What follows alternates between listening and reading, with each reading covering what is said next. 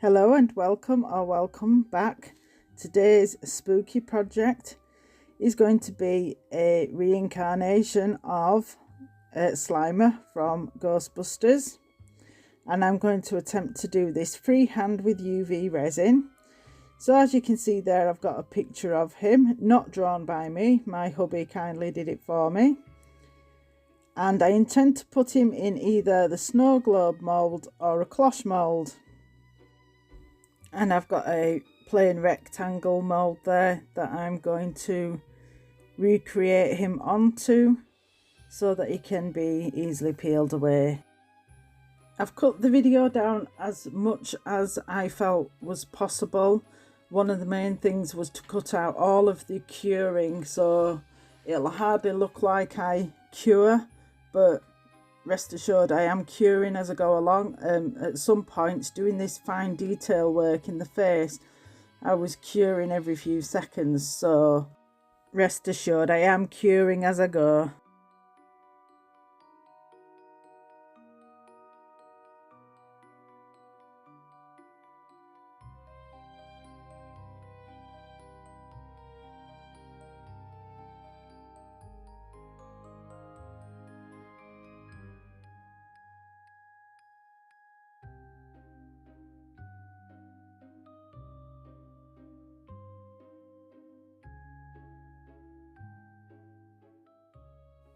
Initially it looks like my colours are too bold, but when I do a project like this, I know that I'm going to be doing multiple layers, and especially with this one, I was going to want a lot of layers to make him quite 3D. So initially I'm putting what I would call a placeholder colour down. So it's just for me to get my initial features in position with a rough idea of what colours belong there. So when I build up the colours, I know whether to tone down the red, for example, for the mouth, whether I need to blend some dark powder in with the red, etc., or whether to just completely change the colour. I've always got the option, if I really don't like it, to just wipe it off at this point or pick it off if I've already cured it. So this first layer, not concerned at all, I'm just building the picture. This is one of a number of Halloween projects that I have made for this October. It will be part of the 31 Days of Halloween playlist organised by Alison at Stressful Mum Paints. I will link that playlist. Please go check out the other creations if you'd like to see more Halloween projects from a variety of creators. It will also be on the Friendship Express playlist, so I will link that below. The Friendship Express is a collaboration we do every Saturday, and only one per month is themed. So when Halloween's over, why not check out that playlist for a variety of projects.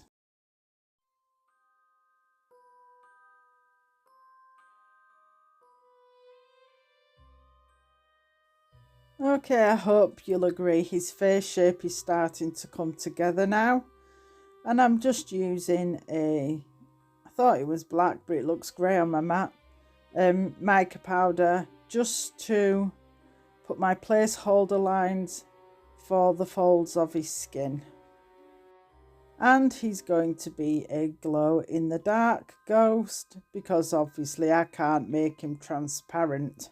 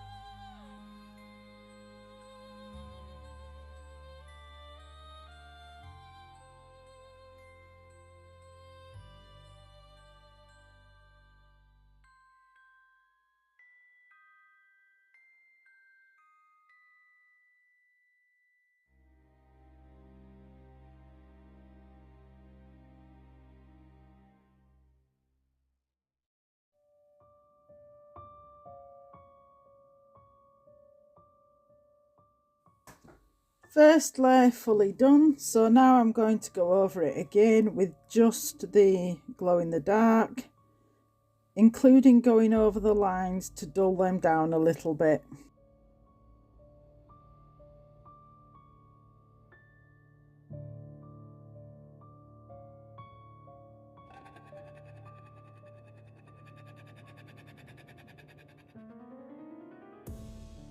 Avoiding the mouth and eyes so that I don't put green glow in the dark over that, but also so that I start to make the 3D effect on his body and head.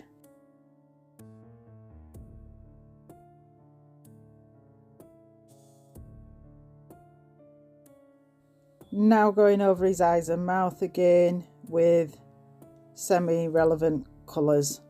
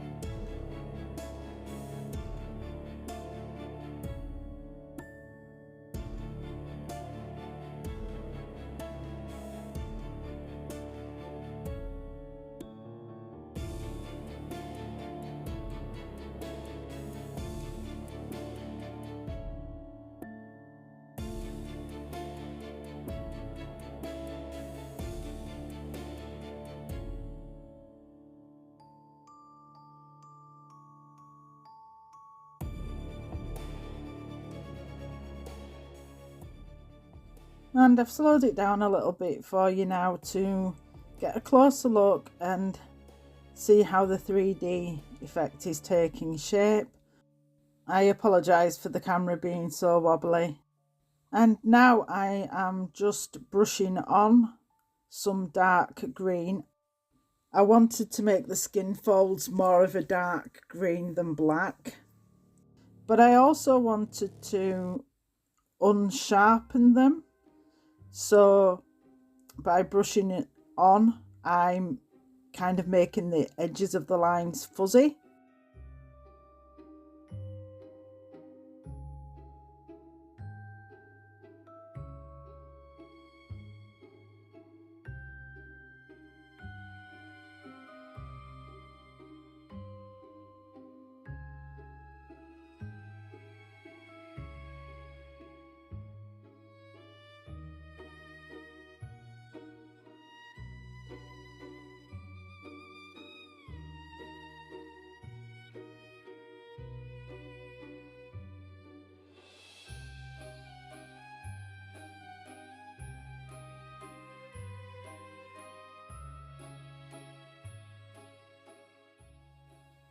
With me holding up the mould a bit closer to the camera there, you can see how when I've made extra layers to build up the 3D effect, it's made his fingers go out of shape.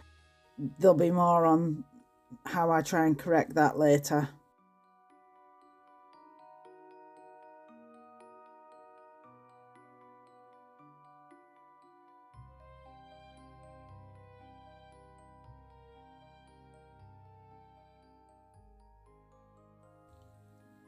Right, I've skipped a little bit where I just rubbed over him with UV resin on a gloved finger, and now I am trying to trim him up, and here you can see me try and make his fingers the correct shape again, but I don't succeed very well, and just filing down the edges all around him.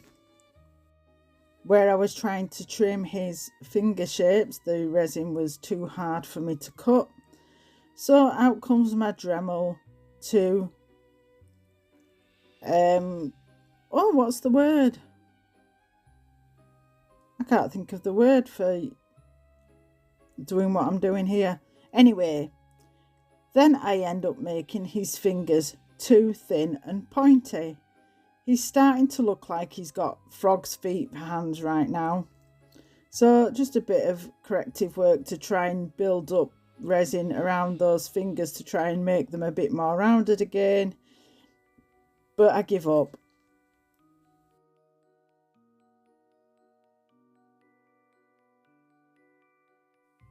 And now we're looking at the back of him, because now I need to try and build up some 3D effect to his backside.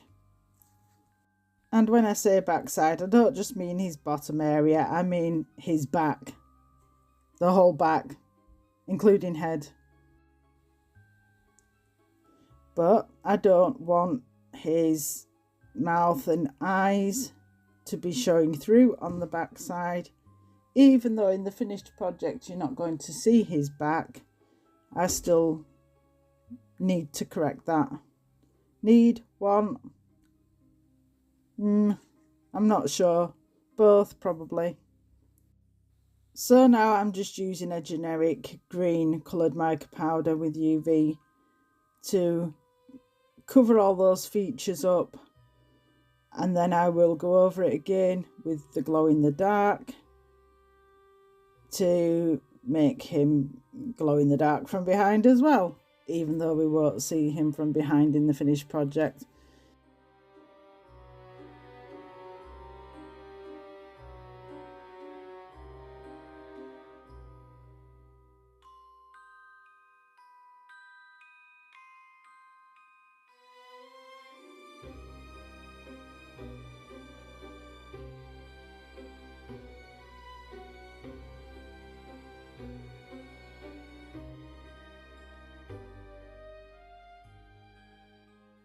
And look, I'm giving him webbed fingers again.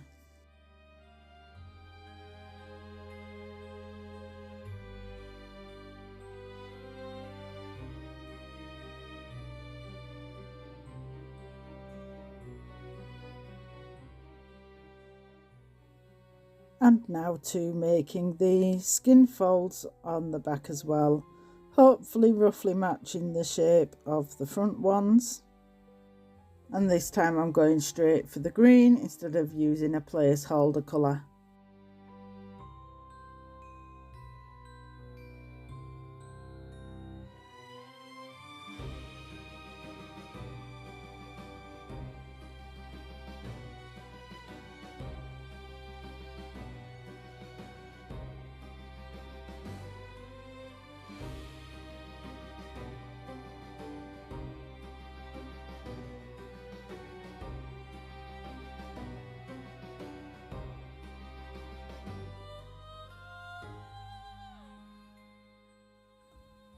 I've slowed it down again for another look around how the 3D effect is going. There will be more to come. I haven't finished with his backside yet, and this time I do mean his actual bottom. Okay, a change of pace now. I have picked a scenery to go behind him and I have started it already. I'm going to use my Artex markers on the back of, it's not an actual photo, but you know when you get a cover sheet with when you buy a batch of photos, so it's the back of that. And the reason I'm doing that is because Artex marker wipes off glossy paper really easily if you make mistakes. Now I am restricted with this set of markers in that I only have 30 colours. So with the scenery on the real photo being so dark, I couldn't try and make it realistic. I had to use contrasting colours, otherwise a door would have blended into the wall, etc. There isn't much to talk about with this photo because I am using such contrasting colours. Keep a lookout because I have made 3 more projects in this style The only difference is I don't make the characters on camera in those videos. The reason being, I've already made those characters and they are already on a published video. Those are my horror movie characters. With the horror movie characters sceneries, I had to do a lot more blending of colours with the Artex markers. I'll just give you a... Oh, I don't want to give you a hint. I'll have to give you a hint. I make a boiler room scenery, and in that there are red bricks, but they're dirty. So with the colour range I've got available with this set of markers, I've either got a bright red or I've got brown or black or grey. I had to do some blending of colours in order to make dirty red bricks rather than them be too red or too black, etc. I'm not sure whether I'm going to publish those 3 videos separately or whether I'm going to blend them all onto one video. It depends how long the combined video would end up being. The reason being, I suspect I'm not going to get many viewers for them, with them being similar to this one. If anything, I might get viewers for my first one that I'm going to release and not for the second 2. So if I do 3 separate videos, I'll probably get hardly any views for the second and third. So I might blend them all onto one longer video. I'd rather get people watching one video even if they skip through a lot, rather than one video that might get skipped through a bit and then 2 videos that don't get views at all. If I post them separately, I'd really encourage you to watch the one that I make a boiler room, and that will be the next one that goes out. So watch the next one. If I end up blending them all together, the boiler room scenery will be at the start of the video, so I'd encourage you to at least watch the start of the video. And the reason is that that boiler room one is the one where I do the most having to blend my Artex colours. So if you've not used Artex before, or you've not used Artex on glossy paper, and you want to see how the colours blend and how easily you can clean them off and correct them, that is the one to watch.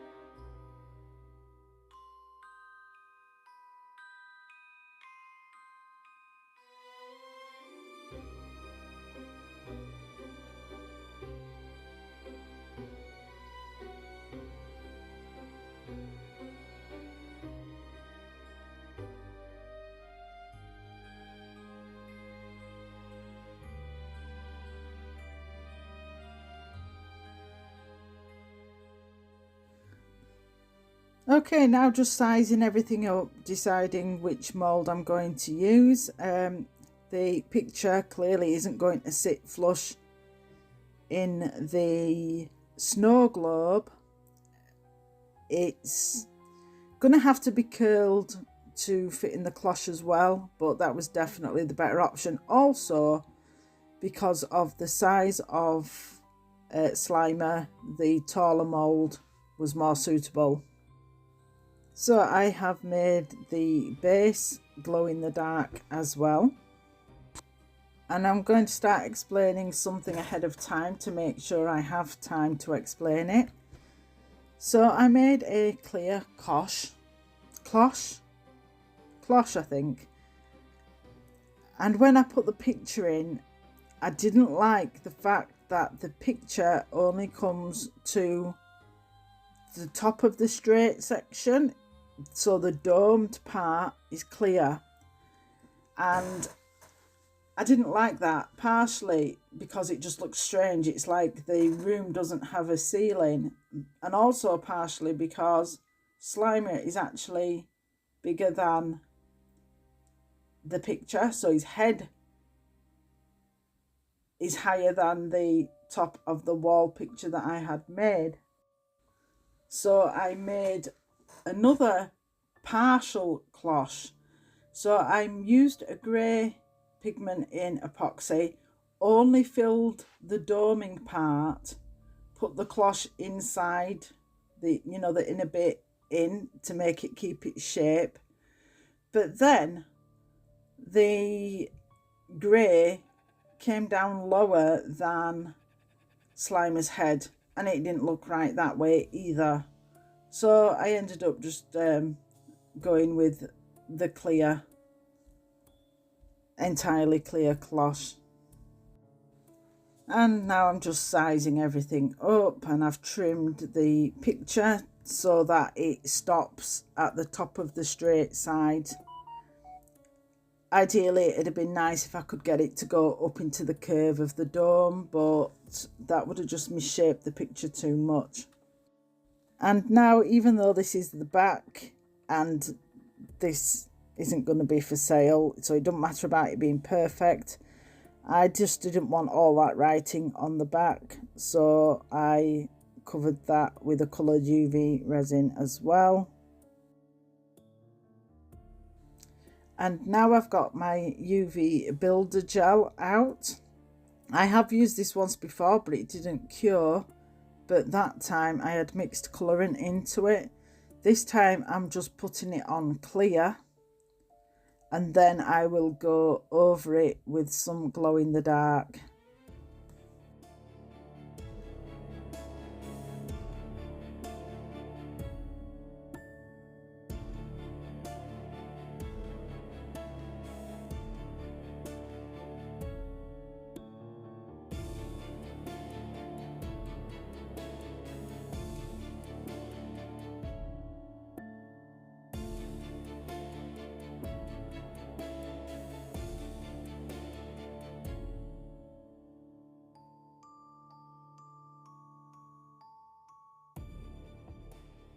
And now I'm going to use my UV bonding kit to stick the picture to the back of the cloche mould.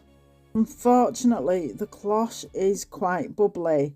If anybody's got any suggestions how to debubble in a cloche mould, please let me know. Please don't suggest I get a debubbler. I already have one. I hate it. Don't use it anymore, and I'm not willing to or able to buy another one right now. Okay, the video is going to end soon, so thank you for watching. Thank you to all my subscribers. If you haven't subscribed already, I'd be really grateful if you would.